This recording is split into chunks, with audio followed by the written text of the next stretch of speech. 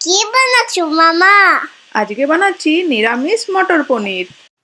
তেলের মধ্যে সামান্য একটুখানি লাল লঙ্কার গুঁড়ো আর একটুখানি নুন দিয়ে ভালো করে পনিরগুলো সটে করে রেখে দিয়ে সেই তেলের মধ্যেই দিয়ে দেবো টমেটো, আদা, কাঁচা লঙ্কা, চারমগজ, কাজু, কিশমিশ। ভালো করে 5 মিনিটের জন্য একটু সটে করে নিয়ে সেদ্ধ সেদ্ধ হয়ে আসবে, সেটাকে ঠান্ডা করে একটুখানি পেস্ট করব।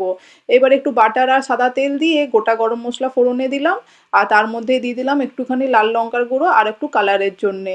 দিয়ে দেবো সেই বানিয়ে রাখা পেস্টটা, তার মধ্যে একটুখানি দিয়ে দিলাম ধনে জিরের গুঁড়ো আর সামান্য একটু নুন। ভালো করে কষাতে থাকবো, কষানো হয়ে এসছে। দিয়ে দিলাম কাসুরি মেথি, তার সঙ্গে মটরশুঁটি আর আগে থেকে ভেজে রাখা পনির।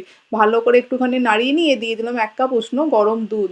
দুধটা যাতে কেটে না যায় তাই জন্য আমি 1 চামচ মতন ময়দা মিক্স করে নিয়েছিলাম, তাহলে দুধ কখনোই ফাটবে না। সামান্য আর একটু গরম জল দিয়ে ভালো করে ঢাকা দিয়ে রাখলাম 10 মিনিটের জন্যে। দুর্দান্ত স্বাদের দুধ পনির নিরামিষ রান্না একদম কমপ্লিটলি রেডি। নামানোর সময় চাইলে আর একটু বাটার বা ঘি ব্যবহার করতে পারো। খাওয়া দাওয়া মজা।